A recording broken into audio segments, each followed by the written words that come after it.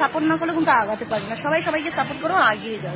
সবাই সবাইকে সাপোর্ট করো আর এগিয়ে যাও, কিন্তু তার আগে বলো রেশন দোকান থেকে প্রসাদ কে কে কিনলে?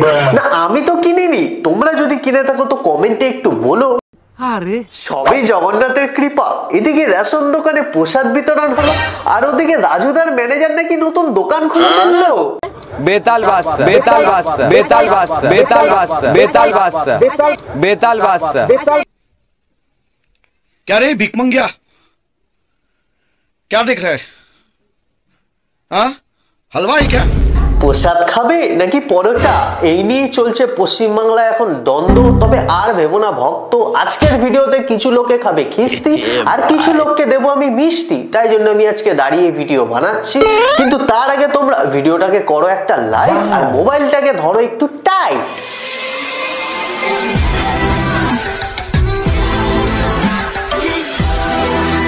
ভিডিও করলে কি কোনো প্রবলেম আছে? ফুড ব্লগার যারা আছে তারা কিন্তু চুলোর ভেতরেও ঢুকে পড়ছে, এই যে দেখতে পাচ্ছ একদম। ভেবেছিলাম এদের পিন্ডি আমি আর চটকাবো না, কিন্তু কি করব বলো, রাজ্যে কারোর হাতে নেই চাকরি, চারিদিকেই চলছে শুধুমাত্র দাদাগিরি। তো দাদাদের সাথে মোকাবিলা করার জন্য আমাকে একটু দাদা হতে হবে। তো আমার চ্যানেলটা এখনো সেই জায়গা অবধি পৌঁছে উঠতে পারেনি যে দাদাদের সাথে আমি দাদাগিরি করতে যাব। তাই জন্য ফুড ব্লগার গুলো আছে, সস্তার পাবলিসিটি খাওয়া মানুষজন, এদের পিন্ডি আমি চটকাতেই পারি। কুকুরের লেজ যেমন সোজা হয় না, ফুড ব্লগারদের চরিত্রও কিন্তু তেমন বদলায় না। প্রতিবার প্রতি মুহূর্তে কিছু কিছু ফুড ব্লগার নিজেকে প্রমাণ করে চলেছে যে আমি হলাম বড় বোকাচোদা। সঠিক বলেছেন। তাহলে ফুড ব্লগার যারা আছে তারা কিন্তু চুলোর ভেতরেও ঢুকে পড়ছে, এই যে দেখতে পাচ্ছ একদম ভেতরে ঢুকে পড়ছে। সুযোগ পেলে পাশে বসে বলতো পরোটা বেলবে, দেখতে পাচ্ছ সুযোগ পেলে পরোটাও বেলে দেবে। ফুড ব্লগারকে চুলোর মধ্যে ঠেলে দিয়ে হালকা সেকে খেয়ে নে, দেখ বুড়ো পাঠির ঝোল কিন্তু ভালোই লাগবে খেতে। মানে রাজুদার সাথে কম্পেয়ার করতে চাইছো নাকি মানে তুমি রাজুদা তো শিয়ালদায় বসে, তুমি তো জয়নগরে, তুমি কি চাইছো যে আবার সম্পত্তির ভাগ চাইছে জানোয়ার? সিরিয়াসলি ভাই, এরা ফুড ব্লগার না পাড়ার কাকিমা বোঝা যায় না। তুমি একবার ডিপলি নিজের মাইন্ড থেকে যদি চিন্তা করে দেখো, তুমি অ্যাজ এ ফুড ব্লগার কোথাও খেতে গেছো, সেখানে গিয়ে ন্যাচারালি তোমার কি কোশ্চেন হওয়া উচিত?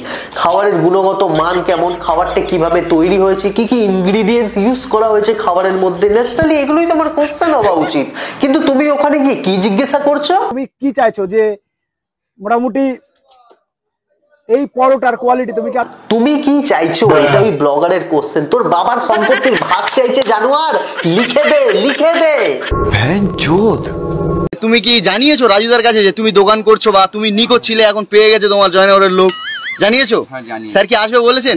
আরো এক আবালের প্রশ্ন শোনো, তুমি কি জানিয়েছো? তুমি কি ফোন করেছো? তুমি কি বলেছো? কাকে বলবে মানা? তোর বাবাকে গিয়ে বলবে হ্যাঁ কাকু আমি একটা পরোটার দোকান খুলেছি, খেতে আসবেন?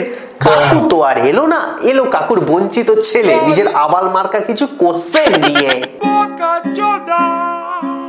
এখন দেখি কিরকম খেতে, একটু একটু মনে হয় একটু শক্ত আছে হালকা, আর একটু বেটার হলে ভালো হতো, কারণ অ্যাসিস্ট্যান্ট তো সেম টু সেম হয়। দেখো জাস্ট চরিত্রটা একবার দেখো, খাবার হাতে নিয়ে খাবারটা মুখে অবধি দিল না, বদনাম করা স্টার্ট করে দিল। ভাই পাড়াতে যখন নতুন কোনো ভাড়াটে আসে না, অচেনা কুকুরগুলো দেখবে ভাও ভাও করে চিৎকার করা স্টার্ট করে তাদের ওপরে। বাট কিছুদিন পরে দেখবে সেই কুকুরগুলো তাদের সাথে হ্যাবিচুয়েটেড হয়ে যায়, তাদের সাথে পোষ মানে তাদেরকে পাহারা অবধি দেয়। আমি এমন দেখেছি আর কি বলতে পারো। আজকালকার দিনে নতুন খাবারের দোকান খুললেই কিছু কিছু জাতির ফুড ব্লগার গুলো দৌড়ে দৌড়ে চলে যাচ্ছে, গিয়ে ভাও ভাও করে কুকুরের মতন চিৎকার করছে, ব্যাস শেষ। সেই কুকুরের মতন চিৎকার করা ফুড ব্লগার গুলো কখনো তোমাকে পাহারা দেবে না বা তোমার কাছে পোষও মানবে না। তারা কি করবে? তোমার পদে গিয়ে শুধু বাঁশ দেবে, বাঁশ দেবে, বাঁশ দেবে। বান্দর পরোটা আনলিমিটেড তরকারি, এক টুকরো আপেল পেলে, একটা কাঁচা লঙ্কা, মাত্র 30 টাকা। তাতে হবে না তোমাদের ভালোবাসা কেনা। এই যে কাজুদার পাশে যে ছেলেগুলো দাঁড়িয়ে আছে না, এরাও কিন্তু দাদার পথে বাঁশ দেবার জন্যই কিন্তু দাঁড়িয়ে রয়েছে। একজন ভালো মানুষকে কিভাবে ব্যবহার করতে হয় এই ছাপড়িগুলোর থেকে ভালো আর কেউ জানে না বস। না তুমি পারবে না আমি পারবো।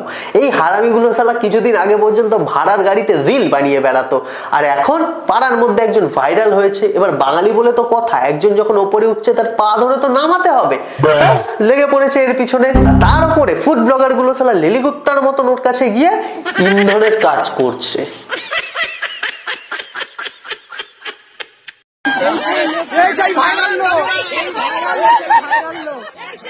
তো এর আগে রাজুদার কাছে গিয়েছিল, তো আজকে ভাই কাজুদার কাছেও চলে আসলো।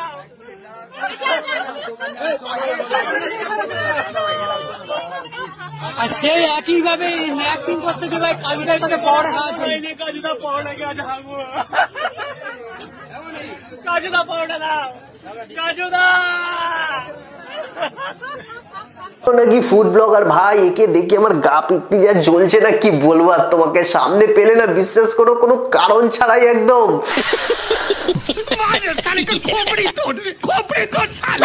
দেখো, যারা একটু পড়াশোনা জানো বা একটু সোশ্যাল নলেজ রাখো, তারা এতদিন এই কাজুদাকে দেখে এইটুকু অন্তত হলেও বুঝতে পেরেছো যে দাদার মেন্টালি একটু হলেও প্রবলেম রয়েছে।